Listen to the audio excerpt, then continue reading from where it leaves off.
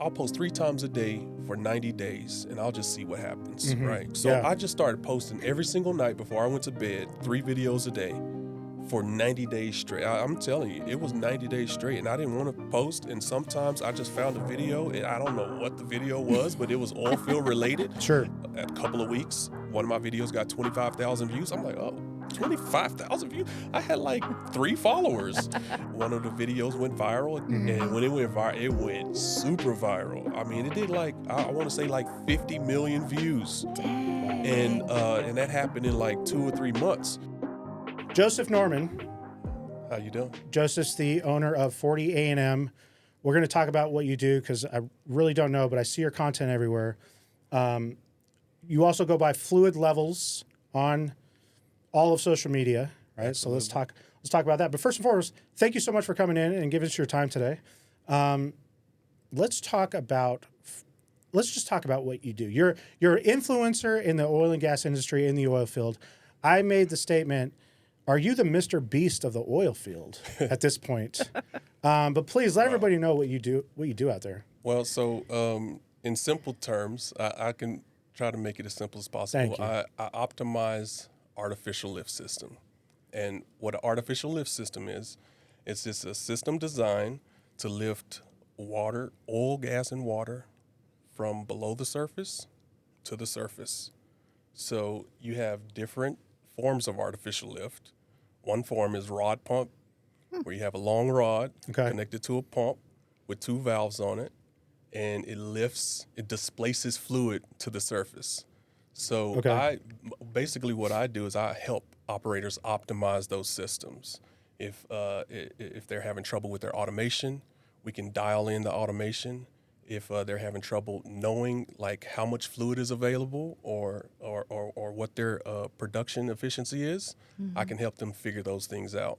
And so if we can reduce failures and we can increase production, of course that increases your bottom line and you make more money. So at the end of the day, I help operators save money and I help them make money.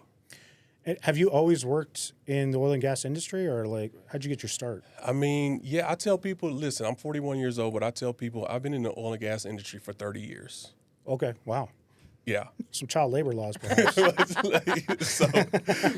And I tell people that, and they laugh. They say, no.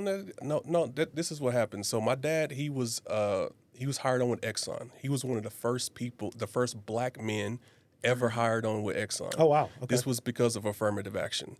Right. Okay. So it's some things that, affirmative action was a positive impact. Sure. And my dad was one of those things, right? So he was working with Exxon for 17 years. He felt like he hit a glass ceiling, and he went out to work on his own. So he started contracting. And when he was contracting, like he would drag me out to the oil field 6 a.m. in the morning, and I'm over here gauging tanks, checking gas meter runs, doing roustabout work, cutting and threading pipe. I literally started working in the oil field when I was 10 years old. Wow. And throughout junior high, that's what I did during breaks and during the summertime. So cutting your teeth. Yeah, I was just, because I always like making money. Mm-hmm. And I would make money to go to in the mall, in Midland Park Mall, we had a place called The Tilt.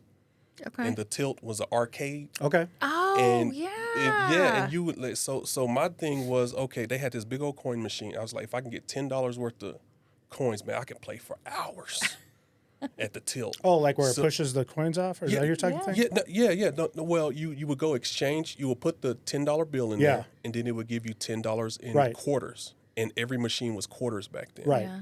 So I could play for hours because most Street of the game were Street Fighter, Yes. The Mortal Kombat. My favorite one was Cruising USA. Oh, yeah. Yes. So it's just like that. That was my goal. So I always wanted to make money.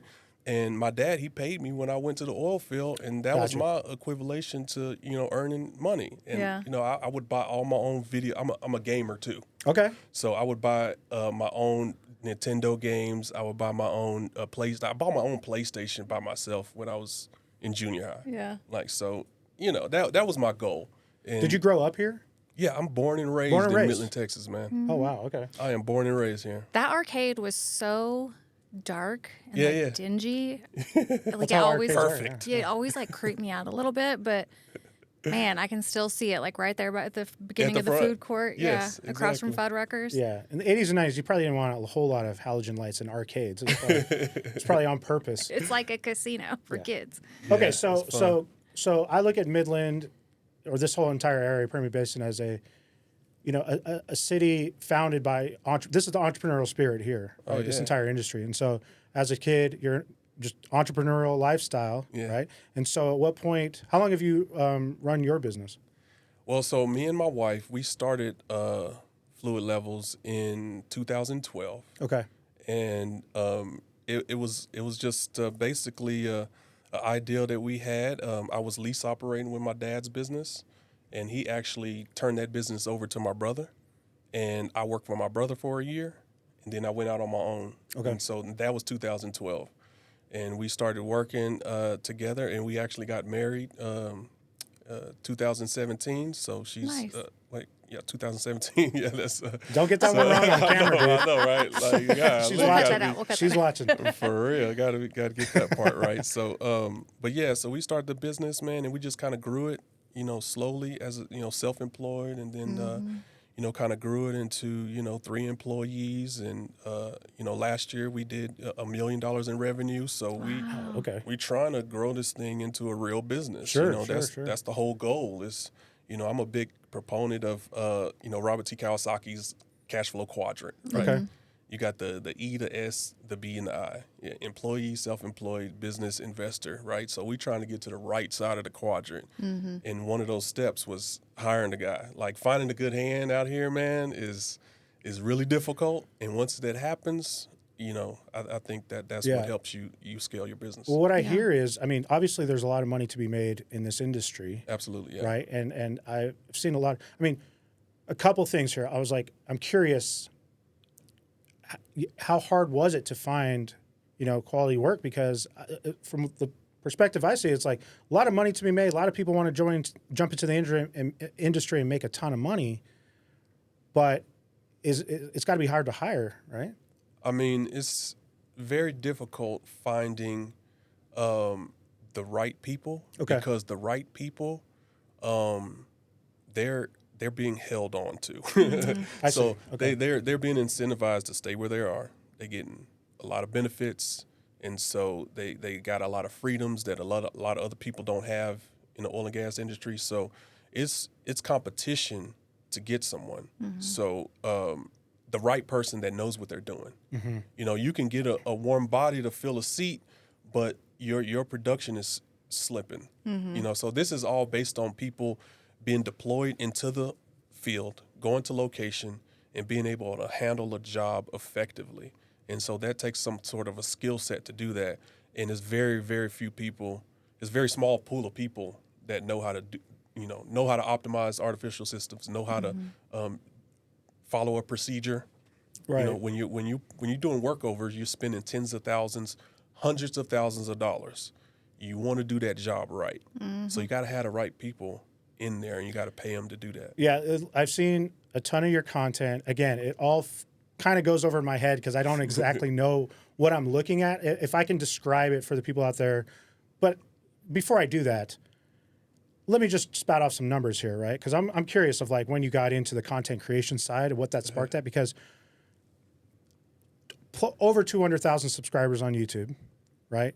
I want to say 150 or so on TikTok, right? Those are your two main channels, right? Yes, sir. So you've got a ton of content out there. You've kind of, if I can describe, it's almost like first person view, right? Like you just kind of see your hands a little bit and like what you're about to like jump into this pit of essentially what I look at is oil covered mud, right? And I'm like, what?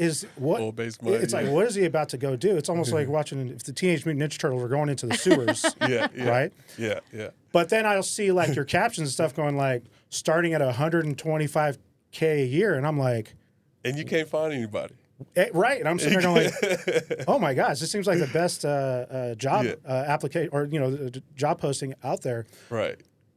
What brought on the content creation side? Because you just don't get damn near 250,000 YouTube subscribers posting what you're posting. You know what I mean? Well, I started posting content because I literally wanted to document my experiences in the oil and gas industry. I didn't think that there were influencers out there that were literally documenting what we do when Right. we drive all of these miles and on these dirt roads and go into these locations. So I figured that I would, start documenting. And my wife, she really encouraged me to, I think it was 2019, to really jump into TikTok. She said, "Oh, TikTok is, you need to do TikTok. Start posting on TikTok." She's smart. I was like, She's smart.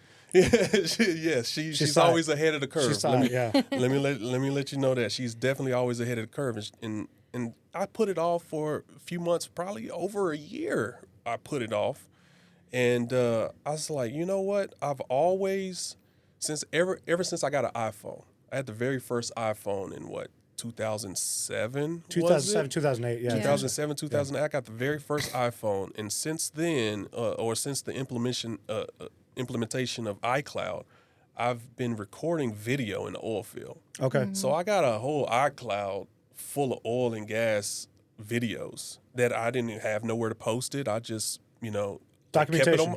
I just kept it on my phone. So when she told me, you need to post on TikTok, I was like, okay, you know what? I'm going to dedicate myself to posting on TikTok. That's what I'll do. I'll post 3 times a day for 90 days, and I'll just see what happens, right? And I had like this whole, 10 years worth of footage on my phone. Okay, so you had a whole back catalog. Yeah, so I had a whole catalog. So Yeah. I just started posting every single night before I went to bed, 3 videos a day for 90 days straight. I'm telling you, it was 90 days straight, and I didn't want to post. And sometimes I just found a video. I don't know what the video was, but it was oil field related. Sure. And, you got to stay in your genre. You can't just post anything, So I was very specific on what I posted, and I posted 3 times a day for 90 days. And a couple of weeks, one of my videos got 25,000 views. I'm like, oh, 25,000 views? I had like 3 followers, so and I got 25,000 views. And so I'm just like, oh, maybe this thing is working. Maybe there are people on TikTok that want to see oil and gas content. So I kept on posting, and then let alone one of the videos went viral. It got 1 million views. Wow. And I got like 10,000 followers. I was like, babe, but I'm about to get 10,000 followers in like a couple of weeks. Just from one video. Yeah. So that really encouraged me, and I really that gives you more juice. That gives you more energy when you see the results. Right.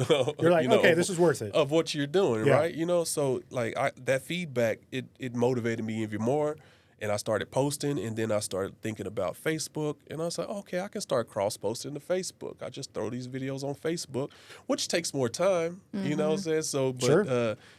Posting on Facebook and using Business Suite to post, on Facebook and Instagram at the same time is convenient.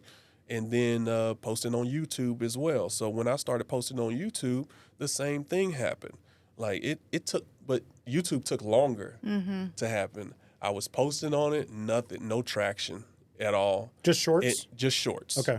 I had done some long form stuff, but my long form stuff, I want to be a little bit more clean, Dialed in. professional, dialed in or whatnot.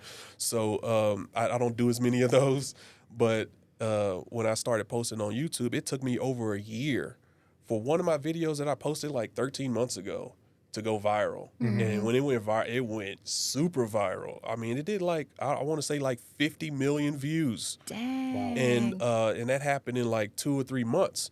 So from one video, I probably went from literally on YouTube, I probably had like 11 subscribers. I went from 11 subscribers to 200,000 subscribers in probably about 5 weeks. Okay.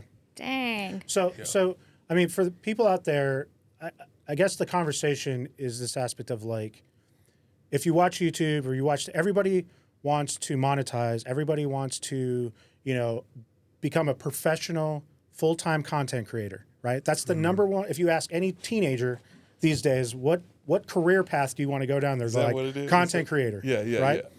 And so I want to obviously allow for some temperature checks and some realization to that, right? Even with 200,000 subscribers on YouTube and 100 plus, 150 on TikTok, right? It's clear that it's not your full-time profession. and it couldn't be, right? Yeah, Because all the content is about the business that you own. Right. Right. But saying that, you don't have to be a tech reviewer or a fitness person, or, you know what I mean? Like, I'm looking at it from the perspective of this guy jumps into mud in the oil field, right?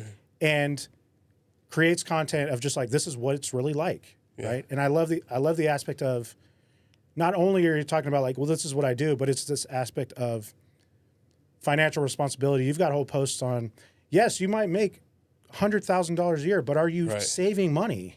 The oil field is all about how much you keep. It's not about how much you make. Okay. Yes. Right. Yes. So it's not about how much you make. It's about how much you keep. So a lot of people got a lot of high salaries. Then they got a lot of high bills too. I've heard people having, these 4 F-250s, $1,500 payments, man. Like that. That's when you riding the oil field is a wave. When you're riding a wave, you got the ups and you got the downs, right? You riding that wave and you start collecting more and more debt. Then when you have that downturn, and you're not getting as many hours, and they cutting back, and you still got all of these high bills. You got 3 boats now. You got 3 boats, right? 3 boats. You got all the toys, all the 4-wheelers. You know what I'm saying? And like those type of things. Like when things go down, is when you get hurt. You know. So the best thing to do in the oil field is slow and steady. Yeah. That makes my sense. recommendation. So when I tell people, like, I'm going off of personal experience, man. Sure. Like literally, I'm going off of personal experience. In 2020, like I lost 95% of my work. 95% of my contract's gone. And at home, I had a pregnant wife, and I had 2 boys, and I didn't know what I was going to do. Right. So really pivoting to being an influencer, quote unquote, or pivoting to social media was a must. Yeah. Like I had to I had to do something to drive some kind of revenue. Right. Because we didn't know how long like that time was going to last. Like everything was so unsure then. Right. But I remember like early 2000s, like when oil and gas was just like super booming. And my younger brother was like, yeah, people are putting like MacBook Pros in their trucks. And I'm like, why? Like, y'all wasting money. Yeah. It was, it's people, that are new to the industry and they're new to making that kind of money, because you got 20-year-olds out here making $150,000, right? Yeah. That's uncommon usually. In the economy. Yeah. So they might not have as much financial intelligence, but you live and you learn. You can either learn from other people's mistakes, or you can learn from your own mistakes, or you can never learn. Yeah, and you just be a fool your whole life. You know, so I don't want option C. Yeah. I'm curious the aspect of like, okay, so you've amassed these subscribers, you've amassed these followers, right? We don't need to talk numbers or anything like that, but I mean, I'm not interested in the revenue side of content creation, right? But I am curious on the aspect of like, what percentage of your new clientele is coming from? I mean, like this newfound, like, what are followers turning in? What are subscribers turning into for you? I tell you what, a lot of them, some of it is turning into business. I have gotten business off of, Instagram Messenger, like real business. Okay. Like, hundreds of thousands of dollars a year contract through Instagram. I have done the same thing through LinkedIn. LinkedIn is a more powerful source because you have all professionals on there. So I've gotten hundreds of thousands of dollars of business on LinkedIn. Like there's no doubt that I am connecting with people that in the industry that are decision makers through these platforms. Sure. So but on the influencer, the revenue side of things, people think it's just going to happen. It's just going to come to you. You're just going to be handed sponsorships or brand deals or just because you have a lot of followers or just because you have high engagement, people are going to come chase after you. Sometimes, you got to think of yourself as a business. You have to go look for those partnerships. Like one example is I had a partnership with Ariat.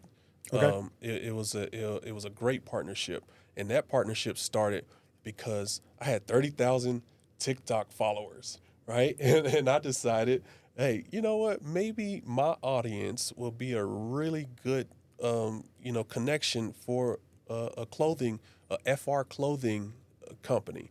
So I start thinking and I start brainstorming and like, what can I do to, kind of make this connection? I was like, okay. So, I'm not gonna say I'm dropping gems. But this is real life right here. Please. Yeah. And you can really implement this in your business. So I went on LinkedIn and I started searching for business managers, marketing professionals for the brands that I wanted to connect with. I reached out to Carhartt, I reached out to Wrangler, I reached out to Ariat, I reached out to all of these brands that I knew that my audience could connect to. And I started connecting with them, and then I started messaging them. I'm like, hey, I got, 30,000 followers. I think that, it would be a really good thing to put your brand in front of them. And after about 5 or 6 messages, I got somebody to respond to me. And then it was a guy from Ariat. And he's just like, hey, I think that'd be a really good idea. Let me connect you with our social media and marketing, and we connected on an email, and next thing you know, they sending me $1,500 worth of merch. Nice. Oh, wow. And for me, it was a win because I was dead broke and I couldn't afford no new FR stuff. So, and I had people sending me a free FR. So I got the FR.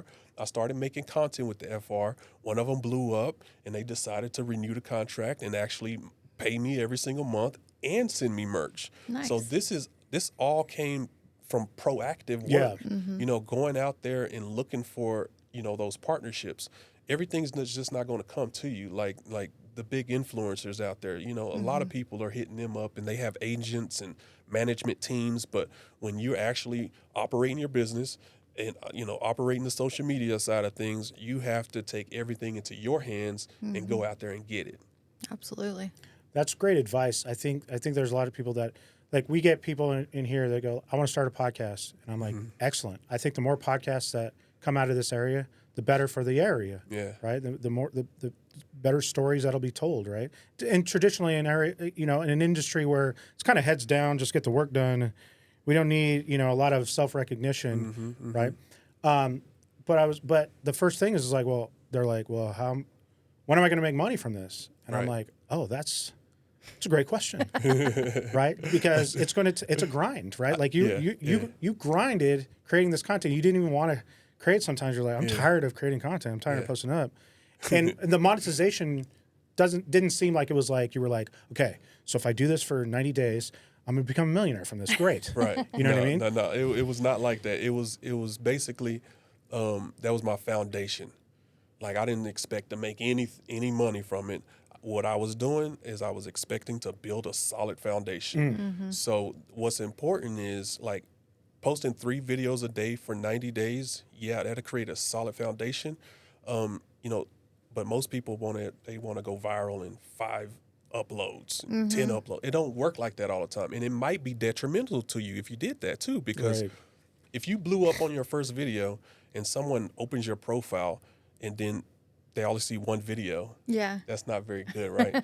So what was good for me was I didn't go viral for months. So I had a base of videos. So when my first video went viral, they had 60 other oil and gas videos to go look at. Yeah. So all of my other views start going up. So it's kind of a thing, kind of like a snowball effect. And when I got monetized on TikTok, let me tell you, those little $1,000, $1,500 checks came in handy. Let me tell you, because TikTok is the creator fund that they created is really good. Whenever I have a video go viral, like I can just expect to at least pay my Verizon bill. With it, like I can at least pay my internet bill because is a really nice bonus. But the main goal is really not to make money off of TikTok. TikTok could be going away Right. in the I next wanted to couple bring of that days. up. Yeah. Right. I mean, so what I learned from 2020 is that I'm never gonna put my eggs in one basket. Like in 2020, when I lost 95% of my work, 95% of my work was with one client. Yikes. Why would I leverage myself like that Yeah. and put my family and my legacy in that position? Sure. So I decided I'm never going to do that again. So when I leverage TikTok, okay, well let me start posting over here with Instagram, Facebook, YouTube, because I don't know if I can lose any one of them any day. All right, and then let me start posting on my own website. Let me think about Patreon. Let me think about these other fan base, these other platforms, because you never know. You don't never want to put all your eggs in one basket. Right. And even with oil and gas, like I provide a service. We provide fluid level dynamometer surveys. We optimize artificial lift systems. I'm not going to just provide that service. I'm going to provide other services too. Got to diversify, yeah. You got to diversify no matter what. Yeah. Well, that's a great point because obviously TikTok is heavy in the news. Yeah. It's likely that this time next year, TikTok will not be here in the United States. TikTok will not be here in the U.S. And you've got a substantial audience there. So, like, what are your plans, in terms of diversification, or are you looking to, you mentioned Patreon, you mentioned things like that. Like, What about curious. OnlyFans? Hey, OnlyFans is an option. They got cooking videos on there. let me They got tell all you, kinds of stuff. OnlyFans is I've an heard. option. Nobody has ever been oiled up, on an oil rig. yeah. Here we go. How about this one? Oily fans. OnlyFans. Hey, that's a good one. That's a Oily good idea. fans. All right, let's All right, we're gonna start a new social. collaborate on that. Oily fans. Let's do that. Let's do that. I can already see the logo in my head. Don't steal that out there. People with much more capital than we have. That is hilarious. All right, we'll start Oily fans. But I mean, but seriously, like, obviously you are a content creator. Yeah. What are you looking towards in terms of diversification? So what my plan is to pivot. Like, so if you go to FluidLevels.com, which is on my TikTok, right? You can find everything I do. You can find the products that I have. You can find all my social media channels. So my plan is to pivot all my followers to my website, put them on a newsletter basis so I can contact them directly, and also through text messages. So when you have governments influencing policy and you have to make moves. Like, you can only, like, my coach back at Texas Tech, Mike Leach, God rest his soul, he said after September 11th, I was at Tech and we had practice the next day, and he told us something that really comforted me all these years later. He said, you can only worry about what you can control, right? We necessarily, we are the people, but once those government officials get in there, you can't really control what they do. So I can't really control if TikTok gets sold. I can't control if TikTok goes away. All I can control is my response to it. And my response to it is to pivot and pull that audience that I got there. And if they're really interested in fluid levels, they will pivot along with me and they'll follow me wherever I go. Because if they enjoy the content on TikTok, they can enjoy it on my website. So it's just about building a core audience. And your core audience is going to follow you wherever you want to go. So you shouldn't be so much focused on a platform. You should be focused on your connection with those people. I agree with you. Like, I tell people all the time, whether or not it be, political thing or whatever, any one of these social networks, people have seen it. They'll lower your reach. Yeah, right? absolutely. They'll throttle the amount of eyeballs you can get. Yep. And at the end of the day, while it's not sexy, getting people's email addresses and getting people's phone numbers to text message them, right, it still works. Yeah. Well, Yeah. right, but getting the names of your audience or the customers or whatever to convert them to other things, because you're right, the hardcore fans that love your personality, love your content, it's educational, it feels to me highly inspirational, right, from like a success level, right. They'll stick around, right? And the other ones won't, but that's fine because you only need, 1,000. You know what? I saw a YouTube video the other day. It was, I forgot the guy's name, but the video was about, I've lost millions of followers. Over their 10 years or whatever on YouTube, multiple channels, they've lost millions of followers. I think it's Think Media. Yeah. It I was think a it was think Think media. Media. I think so. Yeah. Yeah, man. And so I was like, that's amazing. Yeah, was it Sean? Yeah, Sean, Yeah. He's a Vegas guy. He's a Vegas guy. He's a Vegas guy? Nice. I like that guy, man. I follow him on everything, actually.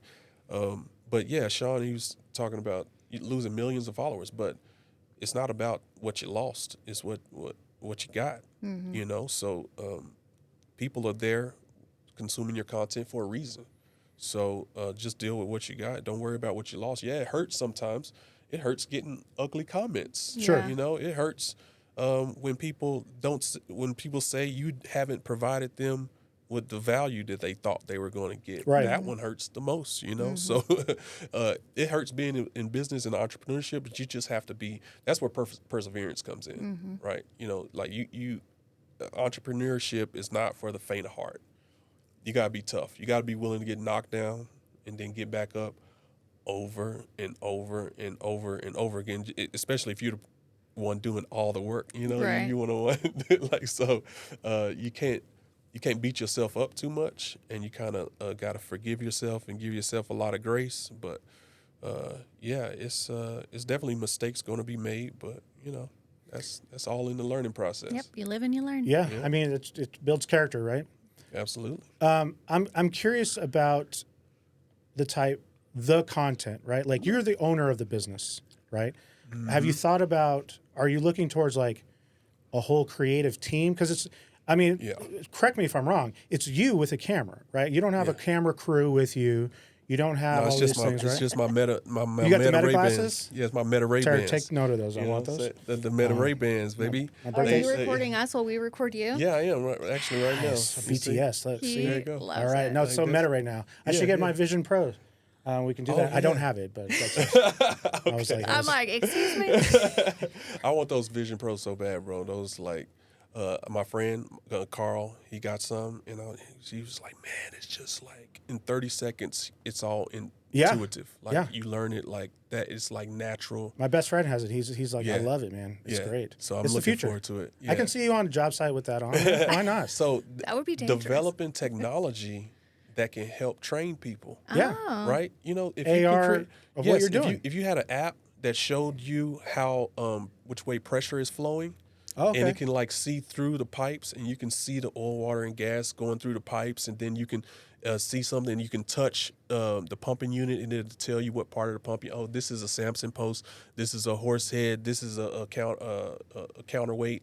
This is a crank. This is your prime mover. This is your automation system. Here's the whole manual for the automation system. Like, if you had all of that, and it could last all day. I know the battery only lasts 2 hours. You know what I'm saying? Sure, but, but you know, they're going to get better. But of course. if you can have something like that can help onboard people and train people, it will save a lot of time. Yeah. I told a lot of man somebody. hours. I told somebody a few weeks ago. I was like, listen, the generation that's coming into the workforce now, they were raised on iPads Right. and video games. Yeah. Right. And if you can take something that's very complex, manual labor, and convert it into a way where it's a simulator or it's AR or something, right? That's just they're going to catch on so much quicker, right? Rather than the old school methods, right? Right. You got to think of new ways to educate people. Yeah. Like everybody don't learn the same way, and you have to implement technology because all of these kids that were born, especially after 2000, they have never known the world without internet 100%. and without digital devices. So you if you're not innovating, somebody else is going to come along that is innovating, Right. Yep. and they might be your competition in the future. So yeah, it's definitely something that you want to take advantage of for sure. 100%. I mean, I think it's smart. You're right. Like there's even more money to be made. Right. We're And just talking about the entrepreneurial side of it. And that's where like I'm connecting with a lot of young people too. Sure. Like I click my Ray-Bans, I do my job, and I upload it, and I'm connecting with a lot of young people. Like, hey, how can I get in the oil field? Hey, are you hiring? Man, I'll tell you what. If I had a headhunting company, reach out to me and wanted to connect, I can feed them so many leads. Yeah. Because people they see my content and they want to know how to get in the industry. I agree. I see your comments, like especially on TikTok, right? I see the comments to me, and I get your audience is really. I mean, this is the beauty about these algorithms, right? Your audience is dialed in, right? Yeah, they really are. It's rarely going to be the person who is like has no idea what they're looking at or what you're talking about. Yeah. Right. Yeah. And because they were just watching pimple popping videos for an hour, right? Like I look at the comments, and to me it's a combination of people going like, "How do I do that?" Right? And how do I make money? Are you hiring? And then the other side is clearly people who are in the industry and they're giving feedback on like, oh, why don't you try that or try that? And so it's like, this is why I love these algorithms because they find you the audience. Yeah. Right. You just got to be consistent, like you're saying. Right. That's true. And I can be more consistent in replying to comments and stuff like that. But I mean, when you get hundreds, you get it's kinda hundreds. hard. Yeah. I mean, it's kind of hard to reply. But that's why I have a whole community of people that are willing to help, and that's the oil and gas industry. Yes. Like the oil and gas industry, in its true heart, wants to help. Like if you get stuck in the mud, you're gonna have a dozen people stop to try to help you. If you get stuck and you don't know why you had a failure, you're gonna have people engaging with you trying to figure it out. Yeah. Even though they got their own problems, to Right, figure out. right. So that's the oil and gas industry, and I think it's showing up in the algorithm. If you look it through my comments, so it's a really good, unique thing that's going on because when people are willing to help and they comment, it just builds the algorithm. Yeah, and I can see it's not builds the commenting from a engagement. perspective of like you're doing this wrong or Right. I would have done it this way or that's BS. It's literally like, oh, have you tried? Oh, our company went through that same thing. Yes. You can tell it's a very you've built a very positive community. Which is, I'll be frank, it's hard to do on social media. It is. Right? And You've got the haters out there all the time. If I don't respond to very much hate. Okay, so I don't want to curate that type of content. So if you don't respond to them, and I can respond to them and get snarky with them, and I can create a bunch of content about me getting snarky with you, and I can put you in your place too. But I don't want to create that type of atmosphere. Right. I want to create an atmosphere where everybody is kind of here to learn, here to have fun, and get maybe it's a little edutainment factor to it. Sure. And so that's what I want to kind of promote, not because I mean in the oil field, we got a lot of, we're very helpful, but we're real snarky, we're real gruff, and we got. There's gonna be egos for sure. You got egos, there's a you lot of got like nasty shit jokes. talking. A lot of that, Yeah. and so and some of those cultures are the reason why people want to leave. Some big companies too. So like you got to talk about that. It's some very big companies, and I'm not going to name any big companies, but very big You can companies. if you want to. Not even going to go there because I may Come the clips. Right? Yeah, right. The hot takes. But so it's very large companies that got very poor cultures. Sure. And that's because they let their employees get away with that type of stuff, that demeaning type of talk, that down talk. You know what I'm saying? In the 80s and stuff, you can get away with it. Right. You can get away with cussing a guy out, telling a greenhorn, a new hand, you ain't worth of, whatever. You can get away with that. But you're really not supposed to get away with it now. And if you do allow that in your company, people are not going to want to, it's not going to be a team effort. It's going to be division within your own organization, and you're not going to be as productive. I promise you, because the companies that do that, they are steadily growing, and people want to stay there, and they have a low turnover rate. So I mean, you can do the math. Look who has a high turnover rate, and you'll see bad culture. Look who has employees that stay there a long time, and you'll probably see a better culture. My brother's first job out in the oil field was one of those companies that it was just a toxic work environment, and to be a fresh out of college graduate, like excited to like start their first job, like he was miserable, and it's sad because toxic workplace is not fun. Yeah, it left a bad taste in his mouth, and it's not. And that's that can happen too in the oil field. People, and then people run employees into the ground. They'll go and they'll cut their workforce, and then the people that remain on, they'll double their workload, you know, and then expect them to perform for the same price. Right, So it's a lot of that going, you know, a lot of All that about those happens profits, too. Yeah. So you know, the oil field is a tough place. You got to navigate it, man. You got to stay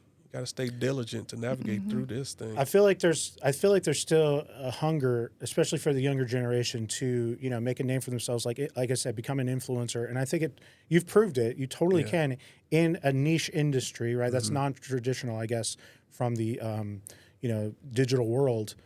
But you're the owner of your company, so I'm curious about like the legalities of it. Like I would imagine like. Can't be like, oh, I'm on this work site and I'm just an employee, but I'm going to be busting out my camera and my lighting and my wireless mic and stuff to start doing content. So go through all of my videos. Okay. Every single one of my videos. Yeah. And if you can tell me what location that I'm on, I'll write you a check for $100. Okay, so that's the move then. It's got to be very. Yeah. So I don't ever reveal lease signs. Okay. I don't ever reveal which company that I'm working for or what location that I'm on. And some of my later videos, I actually paid a guy to blur out faces and logos and stuff like that. Sure. You know? But I was very intentional about all of my videos. That's part of the way I film. Like I will film around the lease sign. Yeah. So you won't know. So Okay. you're just going to see a wellhead and pumping unit. And if you can, I'll challenge anybody. Go through every one of my videos. If you can tell which location I'm on, I'll give you $100. See? But you can't like No cheating. know me. Like you can't know. Anyway, you know what I'm saying. We get it. Yeah. I feel like these, like the leases, like Midland is very nondescript, or West Texas in general, I guess. It's like sagebrush, flatlands, Yeah. like you got to Well- really know Midland if you're like. Well, able it's to- a lot of people that really know the oil field. Yeah. And they recognize locations because they've been in it so long. Sure. Gotcha. And Okay. they've been in Delaware Basin, they've been in Midland Basin, they've Yeah. been down like you know, Okay. people know, and Yeah. those are the people that Yeah, really but it's not in my going to be car. because of anything Yeah. descriptive in terms of Right. signage or anything like that. Yeah. No, Right. I mean, I'm just looking at it from advice for the people out there, right? Like you've got to Absolutely. There's legalities involved, and there's Yeah. things like that. You want to be Be smart about you want it. to be Right. smart. You want to unless have your company does promote it, like I think is what is it? ICD Drilling. They have a whole TikTok. Oh, with really? their Okay. drilling contractor, yeah, and they promote it and they go around, but you got to make sure everybody got their PPE. They Yeah. got their helmets on. They got everything's compliance because you Right. do have those safety men in the comments. Yeah. And safety men, they run up the algorithm though. Like Yeah. they're always commenting, "Oh man, what about your safety glasses? Oh man, you don't have your FR on right now. Oh, your H2S monitor is too low on your chest." Like man, like keep running up the algorithm, man. Right. Keep They're like, commenting. "Thank it's the you." puppeteers, And then right? It's people are gonna respond to them. See, I don't even have to do the work. I don't even have to Yeah. respond to the nonsense. Like we had a clip with one of our last guests, and just bringing up the aspect of everybody in this area reversing their trucks, right? And again, I looked at it like I don't know what's happening, Oh, backing into a parking backing spot. into parking spots and stuff like that, right? Yeah. Then put it out there on the algorithms, right? And getting people who are like very educated about it, because again, never been in an industry like this, right? I've never had a work vehicle. yeah. And they were like, "Oh, that's for safety reasons," and we were taught that and stuff. And I'm sitting and comments after comment, I'm going like, "I had no idea." Yeah. Right. But I love it because and then people are like commenting. They're replying to each other's commenting. Going Right. like, "Oh, we do that in Montana too." And and I was just like, and I'm just sitting there going like, "Yes, more comments." Everybody. I mean, I don't know any most oil and gas companies. You have to back into your location on your drilling rigs and your frac sites and your completion sites. You got to back into, your location, and the same goes for some offices. You got to back into. It's like they say it's for safety, but I mean maybe it's for escape. If you got to get out fast or something like that. I don't know what it is for. I think everybody has their thing, but yeah. I didn't recognize it was like prolific versus like, oh, this is just a cultural thing. Like we just have huge trucks and we want to back. I want to take up the time. Yeah, that too. If you standing behind, or you waiting behind us in the parking lot of HEB, so I can back my truck. I go, this is not a job site, but at the So it's same like if time, you drive by Pioneer, like I don't know which one that is. It's right next to it, but like all the white trucks just like Yes. backed in. I'm like, oh, it I looks didn't so realize nice it was a whole. and uniform. It's a cultural thing, and I was like, Yeah, oh, it's a whole that's thing. fantastic. Yeah. West Texas.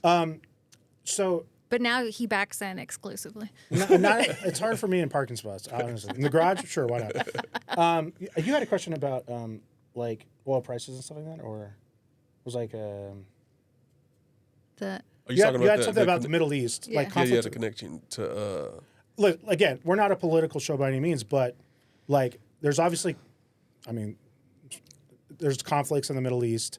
There's Right. oil in the Middle East. How do the conflicts here? And we saw a piece of content of yours regarding how does that affect oil prices here? I mean, OPEC and what goes on in the Middle East, wars, they always is affected the oil price forever. Like ever since I've known it. So if you look at what I posted the other day, it was like Friday, and, Israel attacked Iran, and all of a sudden the oil price jumped 5-6%. Like this literally changes your cash flow if you're an oil and gas company, because you work off of futures, and if you hedge in your bets, you work on a short-term, long-term hedge or whatnot. But most people, they're going to follow that WTI oil price, and they're going to get paid based off of that price. So everything that affects the market affects us. Right. And the Middle East is a huge oil and gas market. If there's ever conflict in that area, which there always is, Right. it affects the oil price. So if OPEC decides to cut back production, it's the oil prices are going to see that increase. If they decide to open the spigots and increase production and flood the market, you're going to see the decrease in the oil price because they control that much of the market. But everything this is what, I wanted to say about Midland. Midland is a small international city. It's a small city, but it got international implications. And so we're tied into the world economy here, and that was kind of what that post was reflecting. I see. Yeah, that makes total sense. It's like when I talk to people, and again, right, I'm not from Texas, and people are like, "We're Midland," you know what I mean? And they'll either know oil and gas, or they'll be like, "Where are you talking about? What is this?" Right? And so, not knowing that like this area has such a huge implication. Again, not just to Texas, Right. not just to the United States, but to the entire world. And I go back to the aspect you were talking about energy and oil and gas companies here with their own TikTok or thing. I'm sitting there going like every one of these energy, oil and gas, whatever you want to call it, need to have content creation, need to have a YouTube channel or a TikTok or whatever it may be in order to help steer the narrative, right, that the rest of the U.S. or the rest of the world may have on this area, not knowing because they're not from here. You're exactly right. And so that was part of my goal in creating content is as the oil and gas industry, we have to control our narrative.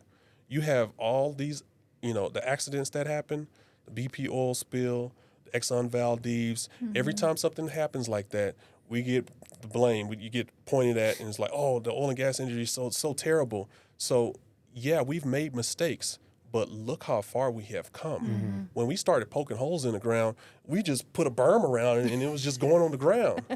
Right. Yeah. Look how far we've come, especially in America. Right. Yeah. Like we have so many regulations in America when it comes to emissions and oil spills and having to report things like that. Look how far we have come as an industry. And we have to be proactive in getting those messages out there because, we're going to get the blame every time a big oil spill happens. And people are going to look at us like we're the problem. But nobody's looking at as the problem when they're driving down the road in their V12, or when they flying over to Disney World, In or their when PJ. they so nobody's complaining. So we have to do a better job as an industry. We have to either partner up and have more content out there and have more influencers like myself connect with these big companies to help them change the narrative and show people all of the benefits of the oil and gas industry. Like Midland is one of the most philanthropic cities in the nation per capita. Like more money is given out and donated here than in any place in America. So you got people with good jobs putting their kids through private schools. They're impacting their community. They're helping kids with sports and different things. So like we got to start showcasing that stuff, Right. And Otherwise, the rest of the nation, the rest of the world doesn't know, and and I understand this is an industry or a culture of, humble, heads down, hardworking, get stuff done.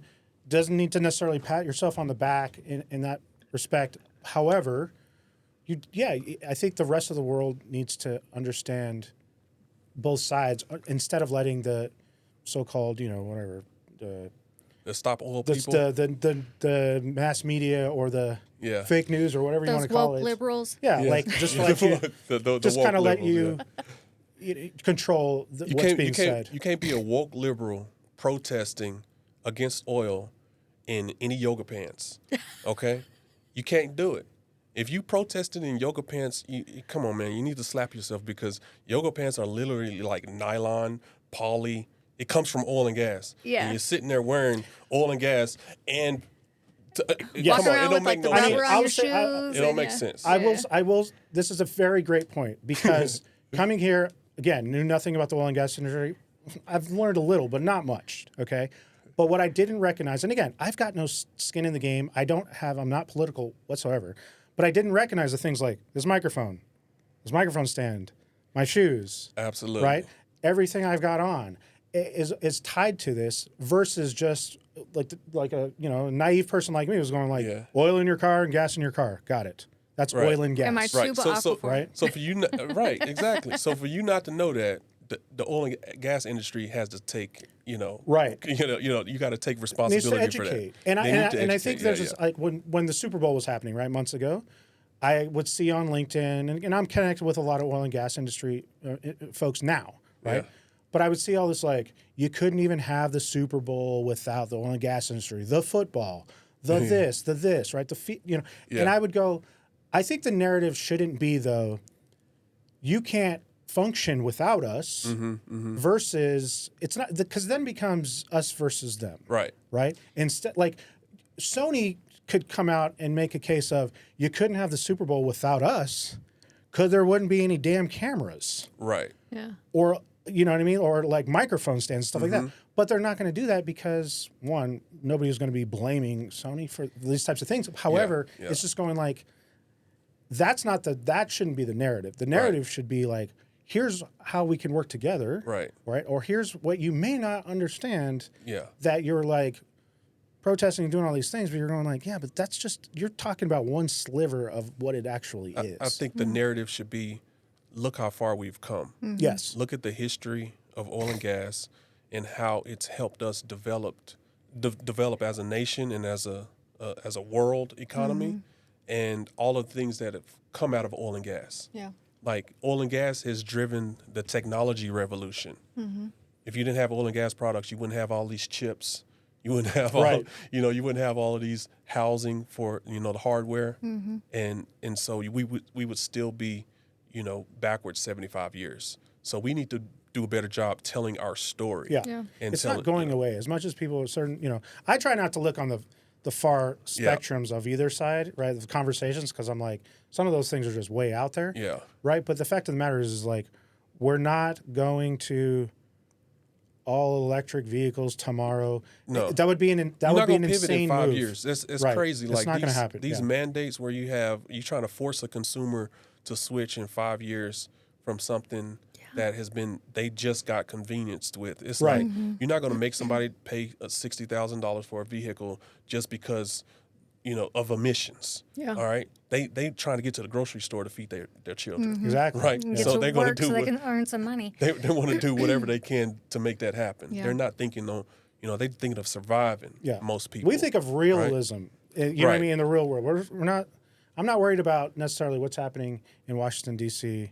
And I'm sitting there going like, here, what are we doing here? Like this exactly. I'm focused on my circle here, right? And I think at the end of the day, most people are, right? And it's like, common sense, I think, is just what most people need It's to community first. Yes. It's where you are, localized. That's why you need to get involved, like, locally with, if you want to do your nonprofit and your volunteering work, and if you want to be on the political spectrum, start out locally. Like, try to fix local problems. A lot of people try to fix, these world-changing problems. Like, so that's going to take time. Right. But you got to start somewhere. You Yeah. start with a little grassroots campaign and, work your way up. But I tell you what, it's everything politically is going to eventually affect you. But like I said, you can't worry about what you can't control.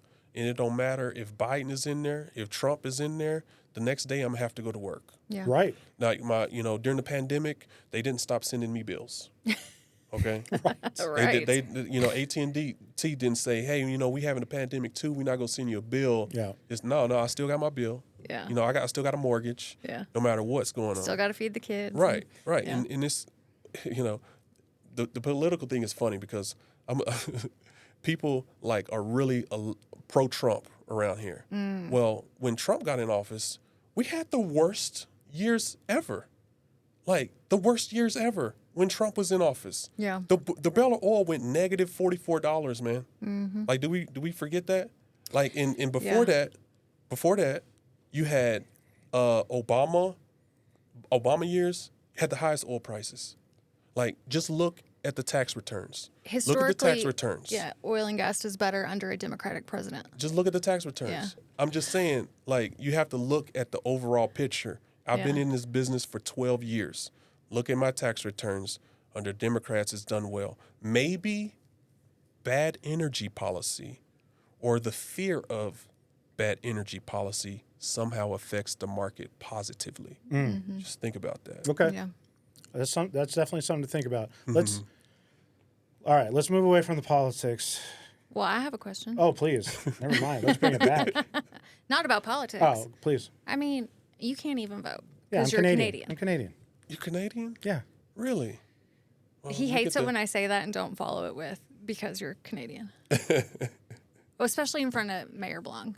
Yeah, because, I just don't want it to be like, it should be like, he can't even vote. I don't want it to be like, because I'm a convicted felon. It's because I'm That's Canadian. another reason, right? But that's the other thing is, like, I don't know what's worse. Yeah. You know what I mean? Like, in some Canadian people's as well. eyes are like, I'd rather you be a convicted felon than a Canadian. That's funny, man. That's Now, what were you cool. going to say? So you were speaking about how Midland is one of the most philanthropic places in the United States, and you too have a nonprofit, right? Well, it's not it's a program. Oh, it's a program. And Okay. it's under a nonprofit called Rope Youth. Oh, okay. So With I Carl have, Borowski. with Carl Borowski. I love man. Carl. Carl. Oh, yeah. That's my best friend. And as I gotten a family and gotten older, and Carl really, he's a really motivating person because he's all about action. He's not about just sitting around and just thinking about things or talking about things. He's all about He doesn't want Do it. meetings. going No forward, meetings. right? Yeah, let's So- just go. When me and Carl got together, man, we just started meeting. We just had coffee, and he's like, "So what do you got? You got any ideas?" I was like, "Man, you know what? I actually had an idea, that I came up with my son. He was we were driving down Loop 250, saw a Lambo pass us. Phew, he's like, "Oh man, I want to buy a Lambo." Like, boy, do you know what it takes to buy a Lambo? You have no idea. You got to learn about money, business, and opportunities. And I just kind of spat it out like that. And so it kind of developed where, I came up with the idea of Project Lambo.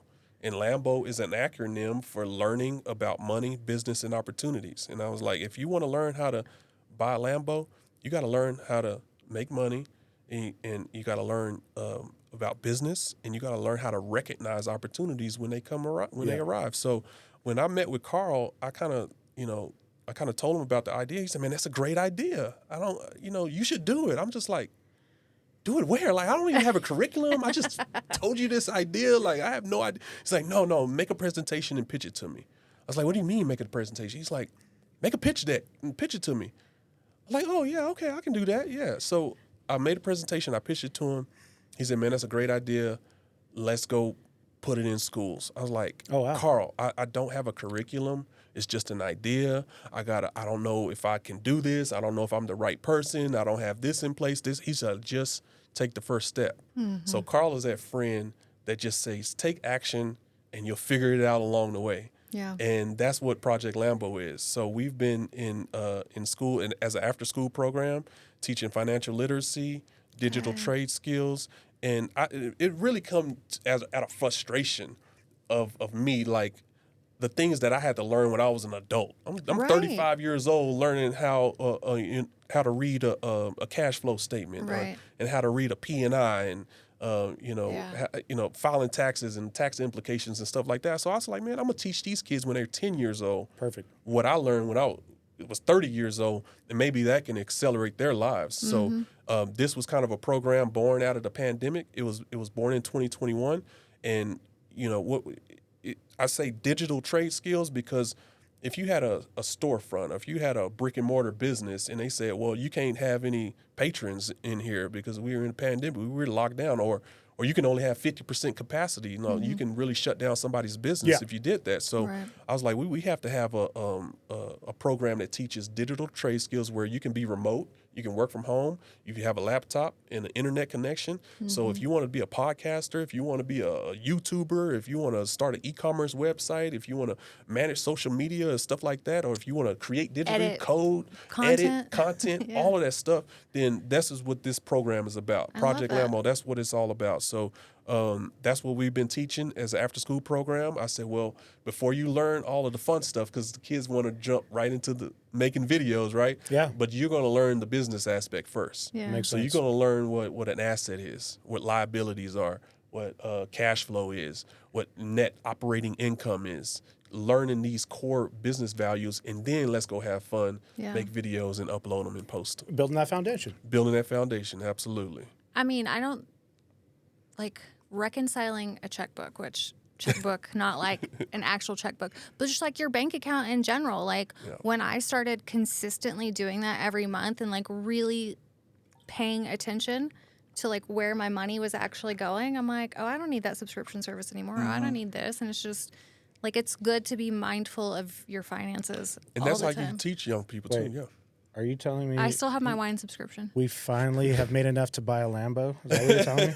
I thought we were getting a Cybertruck Oh yeah. I'll take whatever. or I'll take Apple whatever. Vision Pro I'll take whatever. or It's on the list. Meta Ray-Bans. Just don't check my Amazon wish list. I love it. I'm gonna send it to you. No, that's a fantastic love that. program. I love that. We love Carl and everything that he's doing for the community too. So please, tell everyone where they can join or get more information. Well, you can go to projectlambo.org Okay. to get more information about Project Lambo. It's a work in progress. I'm still the only volunteer. And if you want to connect with me, and if you are an entrepreneur and you want to help me teach students as an after-school program, man, reach out to me, because I need more people, more volunteers, because I'm kind of spread thin right now, and I Right. can't make it every week. Yeah, so you're jumping in mud. yeah, I'm jumping in cellars, man, with oil-based mud, and people think I On don't get dirty. oily Like fans. those videos are the proof that I really get dirty. Yeah, man. Like, I like the one where you almost lost your hard hat. It was a nice catch. That was a nice catch. It was a huh? nice catch. Yeah, It's, yeah. and then the comments are like, "You almost lost your hat, man." But no, seriously, we'd love to listen. I'd love to help. I'm sure we both can offer our assistance in terms of like podcasting, anything. We'd love to teach Absolutely. kids, so we're in from that That'd be perspective. fun, man. But everybody else, like, please check it out. It's for the kids and get involved, and I'd love to see it. For sure. I wanted to tell Terra because one of your videos I did laugh because it said 7-hour drive for 15 minutes worth of work. Oh, yeah. And that's a reality for you, right? That's real. Yeah, yeah. So we go anywhere from Midland to Carlsbad. That's round trip. You do the math. Yeah. And driving to location and all that good stuff. And yeah, man. So it's a short job. It's a quick survey, but the journey is the toughest part, because you know how bad these roads are out here. Right. So that's probably the number. They're getting better. One. They're getting better. Slowly. Thanks, Mayor Blung. Yeah, they're getting better. Slowly, right? Yeah. But you got to think about, we go traveling to eastern New Mexico too. I mean, they don't move as fast as Texas on repairs, But yeah, man, it's sometimes it's like that. Like I have a piece of equipment that can really connect to the backside, and all I got to do is climb into a cellar. So It's a very quick survey, and yeah, that's the reality of the job. Sometimes some jobs, you go to location and you sit for 8 hours Yeah. because it didn't. They weren't ready for you yet. I see. So Got wait it. and see. Yeah. Yeah. And then taking calls at 2 a.m. in the morning and just to do a 5-minute job, it can wear on you. Life of an So, entrepreneur. life of an entrepreneur. So it's just what you're willing to do. Sure. How Like, many- what are you willing to do? Yeah. How many miles do you put on your vehicle each year, do you think? Oh man, shoot, at least 50. It's not outrageous. Oh, that's not terrible. It's That's not not bad. Okay. outrageous. Probably about 50. I normally don't drive all the way to Carlsbad, but my usual round trip mileage is around 200 to 250 miles a day. Okay. So, Okay. A day. and I probably don't. That's a You know, week. that's a lot of consuming some podcasts, I would imagine. I do love podcasts. Yeah. I love watching podcasts. I watch Power of the Permian. I like that podcast. Oh, and, excellent. I watch Market Mondays with the guys at Earn Your Leisure. And then I do a lot of books, a lot of audio books. Okay. Yeah.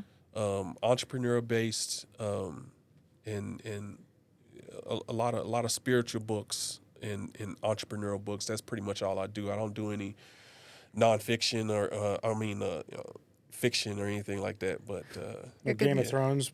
no, I'd rather watch. Because I'm a theater guy, man. I grew up loving Hollywood. Okay. And wanting to be an actor, and it's Same. kind of like how all of this is kind of coming full circle, man. Because I started off wanting to be an actor, and then I'm from West Texas, so I got pulled into football.